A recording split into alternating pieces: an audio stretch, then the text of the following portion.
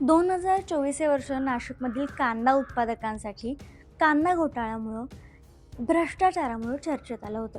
त्यानंतर लोकसभा निवडणुका झाल्या आणि यामध्ये राजकीय परिणामही या सगळ्या गोष्टींमुळे पाहायला मिळाला होता.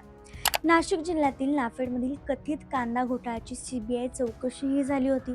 काही अधिकाऱ्यांच्या बदल्या करण्यात आल्या होत्या, काहींना निलंबित करण्यात आलं होतं, तर काही कंपन्यांना ब्लॅकलिस्ट देखील करण्यात आलं होतं.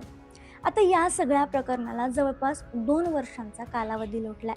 मात्र नाफेडमधील कांदा खरेदी आणि भ्रष्टाचाराचे आरोप आता परत एकदा चर्चेत आलेत.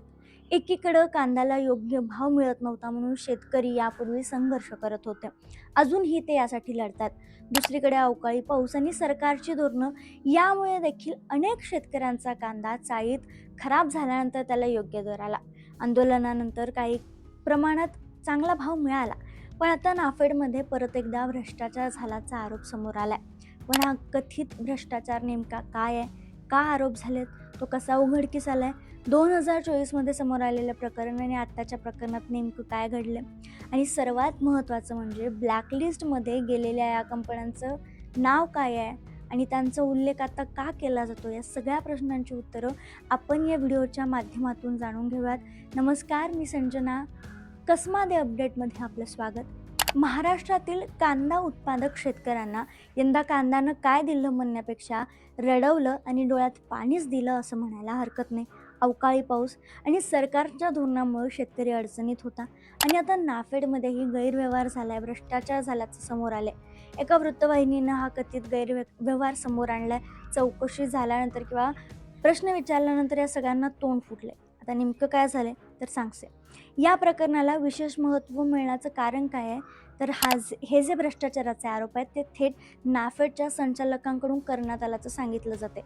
नाफेडच्या कारभारात जुलै महिन्यात करण्यात आलेल्या कांदा खरेदीमध्ये गैरव्यवहार झाल्याचा आरोप समोर आलाय आणि याच संदर्भात नाशिकचे खासदार राजाभाऊ वाजे आणि भास्कर भगरे यांनी पणन मंत्र्यांना पत्र लिहून जुलै महिन्यात नाफेडच्या गोदामात आढळलेल्या सडलेल्या कांद्याची चौकशी करण्याची मागणी केली.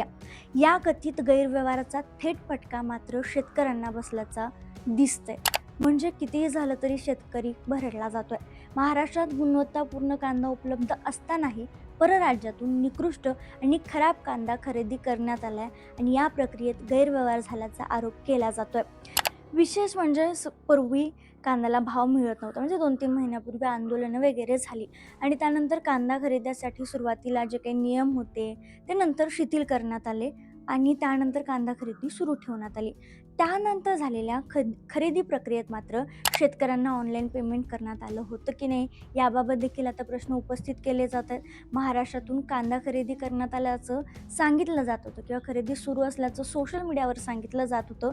मात्र प्रत्यक्षात गोदामात आढळलेला सडलेला कांदा दुसऱ्या राज्यातून खरेदी करण्यात आल्याचा आरोप सध्या सुरू आहे. त्यामुळं हा कांदा महाराष्ट्रातील शेतकऱ्यांकडून खरेदी का करण्यात आला नव्हता किंवा का आला नाही, तसेच ही जी प्रक्रिया आता खरेदी करण्याची होती ती कशी झाली, या व्यवहारामध्ये कोणाची कशी भूमिका होती, याची चौकशी करण्याची मागणी आता जोर धरू लागलेली आहे. NCFने व नाफेडने कांदा खरेदीसाठी राबवलेल्या फेर निविदा प्रक्रियेत देखील गतवर्षी ज्या कंपन्यांनी घोटाळे केले होते त्या फार्मर प्रोड्युसर कंपनींना देखील पुन्हा एकदा काम देण्यात आले, रेड कार्पेट टाकण्यात आले त्यांच्यासाठी. म्हणजे गतवर्षी ज्या कंपन्यांचं काम थांबून त्यांना ब्लॅकलिस्ट केले त्यांनाच आता कागदपत्र दिलेत आणि घोटाळा केलेल्या या फार्मर कंपन्यांना जर आपण काम दिलं तर पारदर्शक पद्धतीने ते होईल का, असा प्रश्न उपस्थित केला जातोय. खरं तर या कंपनीला मागच्या वेळी काम देण्यात आलं होतं, मात्र याच कंपनीचा सध्या सायकडे आहे ते गोडाऊन देखील मंजूर होतं. यांनी देखील गोडाऊनमध्ये कांदा भरलेला दिसावा म्हणून क्रेट ठेवले होते. तसेच निकृष्ट दर्जाचा कांदा खरेदी केल्याचं समोर आलं. हे लक्षात आल्यानंतर NCCFने खरेदी थांबवली आणि ब्लॅकलिस्टेडमध्ये या कंपनीला टाकलं. पण आता याच कंपनीला परत एकदा निविदा देण्यात आलेली आहे. मग इथं पारदर्शकता असणार का? लिस्टेड कंपनीला जर तुम्ही काम दिलं तर. मग हे सगळं कशासाठी चाललंय? फक्त स्वतःची जी खिस्से आहेत ती भरण्यासाठी चालले काय? आणि या सगळ्यात भरडलं जातंय कोण? तर तो म्हणजे फक्त आणि फक्त बळीराजा. दुसऱ्या राज्यातून सडलेला कांदा घेतला जातोय, पण महाराष्ट्रातल्या असणाऱ्या शेतकऱ्यांकडून चांगले कांदे का घेतले जात नाही आहेत? महाराष्ट्रात नाफेडकडून आता तर केंद्रीय स्तरावर ही चौकशी झाली पाहिजे की सडलेला कांदा परराज्यातून घेतला जातोय, मग महाराष्ट्र का नाही? आणि नाफेडच्या संदर्भात थेट संचालकांनी जे आरोप केलेत ते कितपत खरे आहेत हेही समोर आलं पाहिजे. आणि नाफेडवर हे होणारे आरोप काही पहिल्यांदा होत नाहीत. वारंवार असे भ्रष्टाचार जर समोर येत आहेत तर याला पूर्णविराम कधी लागणार? स्वतःचे खिसे भरण्यासाठी सरकार या सगळ्या गोष्टींकडं सरकार किंवा जी काही संचालक मंडळ आहे किंवा सगळे जे लोक यासाठी जबाबदार आहेत त्यांचे डोळे कधी उघडणार आणि नाफेड किंवा कांद्यासाठी योग्य भाव, शेतकऱ्याच्या कष्टाला योग्य किंमत कधी मिळणार? हाच प्रश्न आम्हाला या माध्यमातून विचारायचा आहे. या सगळ्या मुद्द्यावर तुमचं मत काय आम्हाला कमेंटमध्ये कळवायला विसरू नका.